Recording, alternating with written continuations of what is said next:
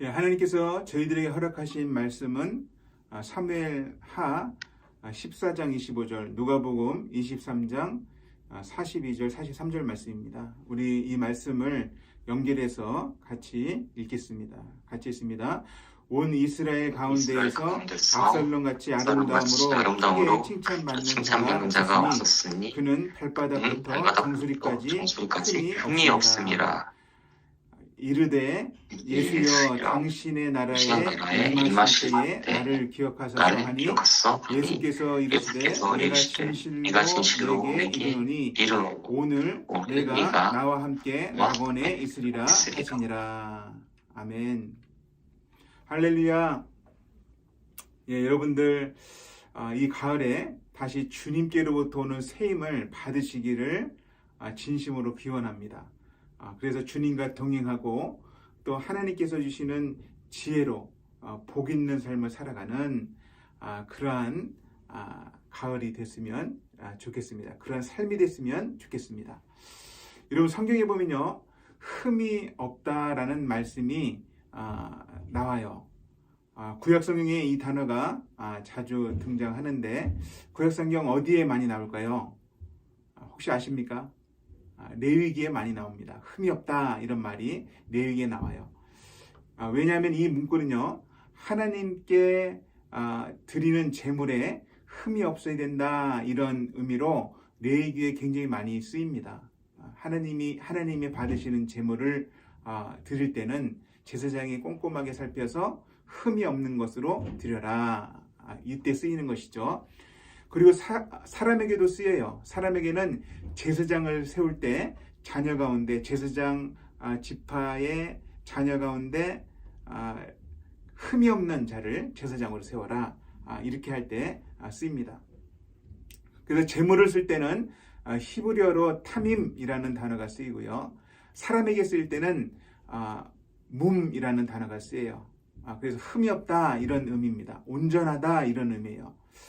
그래서 사실은 사람에게 쓰이는 그 흠이 없다, 사람에게 흠이 없다 이런 단어는 거의 쓰이지 않아요. 제사장한테 쓰이고 구약성경에 다니엘에게 쓰이고 또 신부인 여인한테 한 번 정도 쓰였습니다. 아가서에 보면 아가서 4장에 한 번 정도 쓰였죠. 그러니까 극히 드물어요.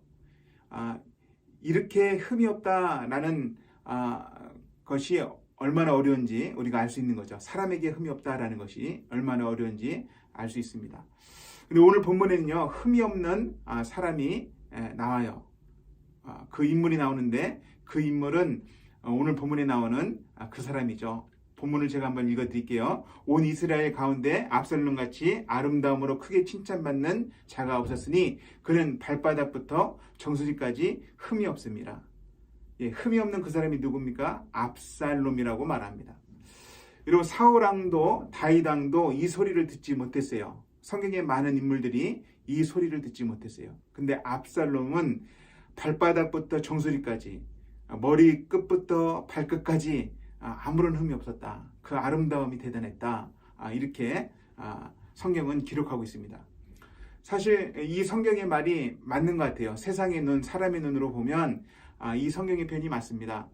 여러분 압살롬이 어떤 사람 같습니까?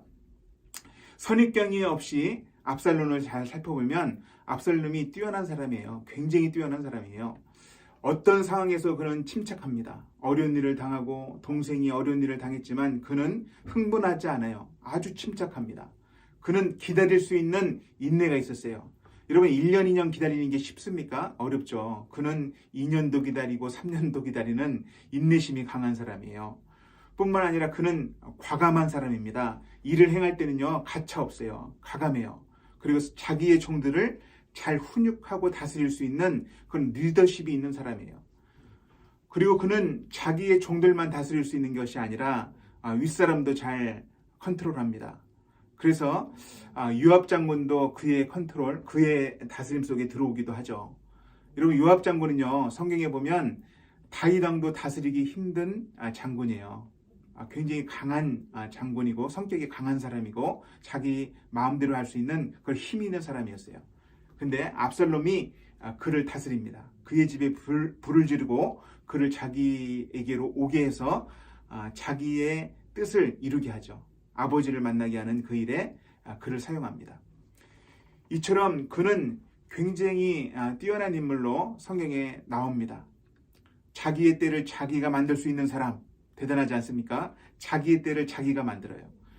그리고 그는 사람들의 마음을 살 수 있는, 훔칠 수 있는, 빼앗을 수 있는 그런 명철함도 태도도 취할 수 있는 사람이었습니다. 한마디로 말하면 그는 강한 마음을 가졌고 인내심이 있었고 냉철한 판단력, 뛰어난 정치력, 외모적으로 흠이 없는 사람, 이런 사람이에요.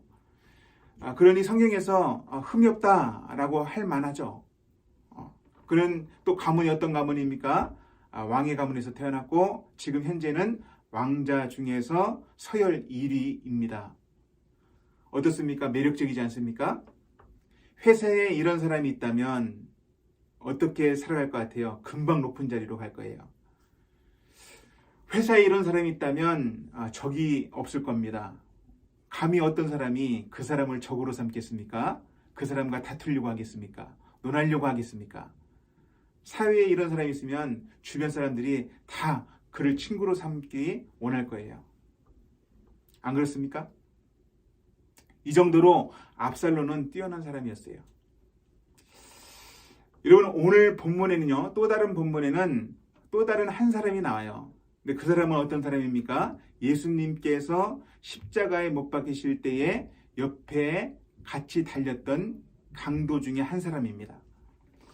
그 사람은 성경에 행악자로 나와요. 그리고 마태복음, 마가복음에는 그 사람은 강도라고 나옵니다. 강도. 그래서 그것을 미루어서 우리가 짐작할 수 있는 것은 그 사람은 분명히 가난했을 것입니다. 그런 인생을 살았을 거예요. 그래서 그는 독하게 살았을 거예요. 짐작할 수 있는 것이죠. 그리고 그는 포악했습니다. 그는 온갖 악한 일을 서슴없이 저질렀을 거예요. 강간, 살인, 그리고 폭력, 불지름, 방화 이런 것들을 아무 거리낌 없이 했을 것입니다. 그러니 그는 사형수로 지금 십자가에 매달린 거예요. 강도라는 호칭이 붙어 있는 사람이었죠. 가장 악하고 가장 더러운 인생을 살았던 사람입니다. 여러분, 이 두 사람 중에 누구하고 친구를 삼고 싶습니까? 둘 중에 누가 부럽습니까? 만약에 둘 중에 어떤 사람을 택하라면 누구를 선택하고 싶습니까? 여러분, 저는요, 강도가 너무 부러워요. 오늘 본문에 써 있는 이 강도가 정말로 부럽습니다. 여러분, 오늘 본문 한번 읽어보죠. 제가 왜 부러워하는지. 오늘 본문 읽겠습니다. 같이 읽습니다. 이르되 예수여 당신의 나라에 임하실 때에 나를 기억하소서 하니 예수께서 이르시되 내가 진실로 내게 이르노니 오늘 내가 나와 함께 낙원에 있으리라 하시니라. 예. 강도는요, 포악자였고 사형수였지만 그는 진심으로 회개했습니다. 진심으로 회개했어요. 그리고 예수님에게 직접 말을 들었습니다. 어떤 말을 들었습니까? 예수님께서 직접 그에게 말씀하십니다. 내가 진실로 내게 이르노니 오늘 내가 나와 함께 낙원에 있으리라. 낙원에 있으리라. 나와 함께. 여러분, 주님과 함께 낙원에 들어갔으니 가장 성공한 사람이요. 정말 부러운 사람 아닙니까? 정말 부러운 사람이에요. 여러분, 낙원이 어떤 것이에요? 우리가 흔히 파라다이스라는 단어, 그게 낙원이라는 단어예요. 헬라어로는 파라데이소스라는 단어가 쓰이는데 낙원이에요. 다른 성경에서는 이것을 천국, 하늘나라라고도 하고 새하늘과 새 땅이라고도 하고 하나님의 나라라고 하고 하나님의 집이라고도 합니다. 여러분, 성경에서 이 낙원, 이 천국에 누가 들어갈 수 있다고 말합니까? 여러분, 성경을 볼 수 있다면 여러분 성경을 한번 펴보시죠. 빌립보서 2장 15절 말씀을 제가 한번 읽어드립니다. 제가 읽어드리겠습니다. 이는 너희가 흠이 없고 순전하여 어그러지고 거스르는 세대 가운데서 하나님의 흠이 없는 자녀로 세상에서 그들 가운데 빛들로 나타내며, 이렇게 말하면서 하나님의 자녀들이 흠이 없고 순전해야 된다. 그 세상에서 빛들로 나타내야 된다. 현재 그렇게 살아가야 된다. 이렇게 말하죠. 그 사람들, 흠이 없는 그 사람들이 어디에 들어가는가? 라고 할 때 낙원에 들어간다고 말합니다. 베드로후서 3장 13절 14절 제가 읽어드립니다. 우리는 그 약속대로 의가 있는 곳 새하늘과 새 땅을 바라보도다. 그러므로 사랑하는 자들아 너희가 이것을 바라보나니 주 앞에서 점도 없고 흠도 없이 평강 가운데서 나타나기를 힘쓰라. 요한계시록 14장 4절 5절 말씀도 제가 읽어드립니다. 이 사람들은 여자와 더불어 더럽히지 아니하고 순결한 자라. 어린 양이 어디로 인도하든지 따라가는 자며 사람 가운데서 속량함을 받아 처음 익은 열매로 하나님과 어린 양에게 속한 자들이니 그 입에 거짓말이 없고 흠이 없는 자들이더라. 여러분, 낙원에 들어갈 수 있는 사람은요, 흠이 없는 사람이에요. 전혀 흠이 없는 사람. 많은 크리스천들이 착각합니다. 자기는 강도보다 낫겠지 라는 착각을 해요. 또 어떤 사람들은 이런 착각을 합니다. 나는 구원에 확신이 있어. 나는 구원에 확신이 있고 나는 구원을 받았어. 나는 칼빈의 5대 교리를 믿고 있어. 청교도들의 성도 견인 사상을 나는 잘 알고 있고 난 믿고 있어. 여러분, 저도 믿어요. 저도 확신합니다. 어떤 분은 이런 착각을 해요. 나는 제자훈련을 받았어. 나는 사역훈련도 받았고 단기 선교도 갔다 왔어. 선교단체에서 헌신했지? 목사님, 저는 안수집사인데요. 큰 교회의 안수집사입니다. 누구나 나를 인정합니다. 나는 천국에 갈 수 있어요. 그러니 저는 강도보다 낫습니다. 목사님, 저는 장로가 될 사람입니다. 장로의 가문에서 태어났고 저는 장차 장로가 될 거예요. 목사님, 저는 어릴 때 목회자 집안에서 태어났고 목회자의 소명을 받은 사람입니다. 목사님, 저는 주님을 만난 적이 있습니다. 저는 많은 일을 했고 쓰임을 받았습니다. 여러분, 이건 착각이에요. 예수님께서 뭐라고 말씀하십니까? 그날에 많은 사람들이 나더러 이르되 주여 주여 우리가 주의 이름으로 선지자 노릇하며 주의 이름으로 귀신을 쫓아내며 주의 이름으로 많은 권능을 행하지 아니하였나이까. 그때 내가 그들에게 밝히 말하되 내가 너희를 도무지 알지 못하니 불법을 행하는 자들아 내게서 떠나가라. 많은 일을 했다고 천국 가는 게 아니에요. 천국 가는 것은 흠이 없는 사람이 갑니다. 흠이 전혀도 없어야 돼요. 흠이 전혀도 없어야 돼요. 여러분, 하나님께서 이 천지를 만드시고 우주를 만드시고 태양을 만드시고 별들을 만드시고 이 땅을 만드신 그 창조자 하나님께서 그 눈으로 우리를 살핀다면 우리가 흠이 있을까요, 없을까요? 흠이 있죠. 모든 것이 다 드러납니다. 내 생활 속에 마음으로 지은 죄, 알지 못하고 지은 죄, 모든 나태함, 게으름, 음란, 폭력, 이기적인 생각, 모든 것이 다 드러납니다. 흠이 있다고요, 흠이. 여러분, 천국 갈 때까지 천국 간 게 아니에요. 오늘날 그리스도인들은 그런, 아까 전에 말했던 그런 착각을 하죠. 목사님, 저는 장로교라고요. 언약교회를 믿는다고요. 그게 아니라 현재 내 삶 속에 나의 신앙이 어떤지 점검하십시오. 내가 정말 천국에 갈 믿음이 있다라고 생각한다면 내 삶이 얼마나 치열해야 됩니까? 내 신앙이 얼마나 뜨거워야 됩니까? 이것을 보라는 말이에요. 우리 아까 살펴봤던 빌립보서 말씀이든 베드로서서 말씀이든 그들 사도들이 말하는 말씀들이 뭡니까? 현재의 삶에서 흠이 없이 살아가라는 거예요. 그들이 구원의 확신이 없었겠습니까? 그들이 성령의 충만함을 경험하지 못했습니까? 아니에요. 그들은 우리보다 더 큰 은혜를 받았다고요. 그런데 주님을 만나는 그 날까지 그들은 깨어 있었고 천국에 들어가기 합당한 삶을 살았단 말입니다. 여러분, 죽음이 오기 전까지 영적 전투가 끝난 것이 아니에요. 내가 구원의 확신을 가졌다면 그에 합당한, 내가 천국에 갈 자신이 있다면 그에 합당한 삶과 합당한 믿음과 합당한 신앙과 그런 태도로 살아가시기를 바랍니다. 나약해지지 마십시오. 세상이 거대해 보여도 아무것도 아니에요. 압살롬 같은 사람들이 내 주변에 많아도 아무것도 아니란 말이에요. 여러분, 우리는 강도 같아도 예수님을 붙잡고 있다면 낙원에 갈 사람들이에요.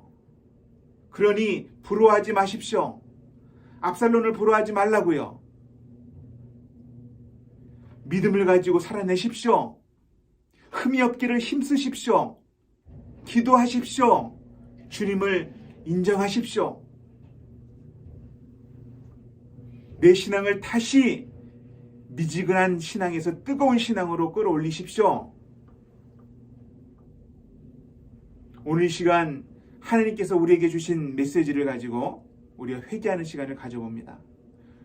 영적으로 너무 나약한 수준, 영적으로 너무 나약한 이 수준에서 주님 벗어나길 원합니다. 나의 잘못된 기준들, 잘못된 태도들, 나의 믿음 없음들, 해보지도 않고 퍼지는 것들, 천국에 대한 소망이 없는 나약한 신앙, 하나님과 함께한다고 하지만 정말 함께하지 않는 것, 이런 것들에 대해서 회개하는 시간을 갖겠습니다. 잠시 한번 기도하죠. 하나님 아버지, 오늘 이 시간을 통해서 저희들에게 성령의 음성을 들려주시기를 원합니다. 주님, 혹시 우리가 살면서 압살롬처럼 살아가기 원하고 있는지는 아닌지 주님 점검하게 하시고, 이 세상에서 잘 되려고 노력하다가 엎어지는 인생, 세상에 밟히는 인생이 아니라 하나님께서 직접 나를 붙잡아 주시며 나를 낙원으로 인도하기 위해서 예수 그리스도께서 십자가이셨다는 것을 믿고 믿음으로 살아가는 인생이 되기를 원합니다. 그래서 아버지, 세상에 부러울 것이 없는 인생, 하나님을 의지하는 인생 될 수 있도록 은혜 내려 주시옵소서. 찬란한 주님의 나라를 바라보며 이 땅에 믿음의 삶을 살아가며 나갈 수 있도록 도와주시옵소서. 천국 소망을 가지고 살아가게 하여 주시고, 아버지는 그에 합당한 삶의 태도들이 있을 수 있도록 성령의 충만함을 내려 주시옵소서. 기도의 자리로 나갈 수 있는 은혜를 더하여 주시옵소서. 아버님, 직장에서도, 아버님, 가정에서도 하나님을 의지하게 하시고, 아버지의 선한 모습으로 예수님이라면 어떻게 하셨을까라는 질문을 던지며 주님께서 행했던 행동대로 따라갈 수 있도록 온유함과 온전함과 깨끗함과 믿음과 하나님의 함께하심을 경험할 수 있도록 도와주시옵소서. 그래서 아버님, 세상이 부럽지 않고 오직 하나님 나라를 갈망하는 저희의 인생 될 수 있도록 도와주시옵소서. 제가 기도합니다. 하느님 아버지, 오늘 말씀을 통하여 아버지, 하나님께서 함께 낙원에 갈 사람이 누군지 알게 하시고 저희들의 잘못된 신앙을 깨닫게 하심이 감사합니다. 오늘 예배를 통하여, 이 기도를 통하여 저의 삶이 아버지 바뀌길 원합니다. 아버지님, 주님께서 아버지님 역사하여 주셔서 이 결단이 기도로만 끝나지 않게 하시고 삶의 변화가 있을 수 있도록 도와주시옵소서. 주님께 의탁하오며 예수님 이름으로 기도드리옵나이다. 아멘.